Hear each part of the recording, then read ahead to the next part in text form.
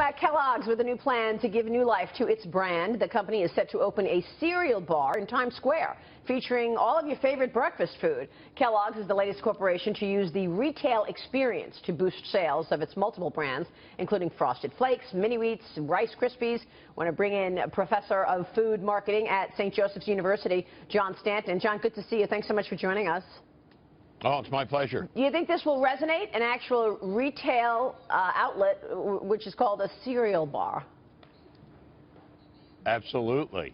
It's a great way to get some attention in a category that's dying and to make some fun out of having cereal. Yeah, it's funny because we were just talking with Lee here, joining us this morning, Lee Carter, and you said you're doing various polling to see how you can make cereal attractive and resonate with people. What have you learned? What we've learned is that people have changed their opinions on what they should be putting in their bodies. And everybody's paying so much attention to ingredients, so much attention to all these different things that are changing behaviors. And so one of the things that I think is really important that we understand is how do we communicate to people that these brands, that these cereals are safe and healthy. Could you pass the Fruit Loops while you're talking? John, what do you think? There you go. Is that possible? Well, I think, it's open over here. Yeah, well, I think that people have always... Carbs make me happy, John. Go ahead, John. Sorry. I think people have always thought that cereal is healthy. I think the dilemma they have is that it's boring. You know, you get up in the morning, you have a bowl of cornflakes, and you got to clean up, and etc. And I think what they're trying to say is cereal doesn't have to be boring. You can mix things together. You can put different ingredients in it, etc. Better than Doritos. Yeah. Yeah, you want to put Doritos in, put them in. But the idea is to create some fun and excitement, and more importantly, show that Kellogg believes that their breakfast cereal can be fun, can be something that people would like to have in the morning.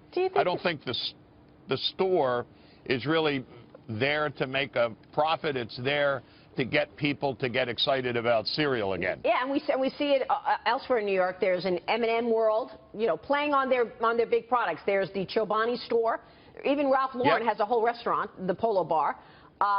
Is that the way to market? You know, you get your best product and you create a whole sort of theme around it, and in many cases, a retail shop.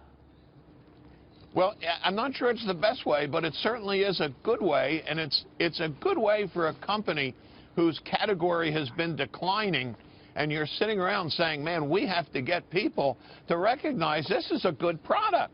You know, this can be fun. What's your favorite cereal, John? What's your favorite cereal? My favorite cereal? Yeah. I like cornflakes, and I like to put raisins and nuts and things like that in it. I'm just curious if you really think the issue is fun, or if the issue is people are concerned about carbs and they'd rather have Greek yogurt right now. It is. That's what I think. People are afraid of sugar. Get over it. Buy some Fruit Loops. Yeah, I mean, a lot of the cereals are not just the sugary cereals, and a lot of the things that they're recommending putting into the cereal are not necessarily unhealthy. Some of the mixes, you know, have the Frosted Flakes, etc. But let's be honest, a bowl of Frosted Flakes every once in a while is not going to kill you. Yeah. And it may make the breakfast occasion just a little more interesting and a little more fun. Yeah. All right. Fruit Loops has 10 grams of sugar and no grams. Not something you should be reading the label over. But that's what people are doing now. John Stanton, exactly. John Stanton, thank you, sir. We will see you soon. Oh, it's my pleasure. Enjoy your cereal. Cheers to you. Bye-bye.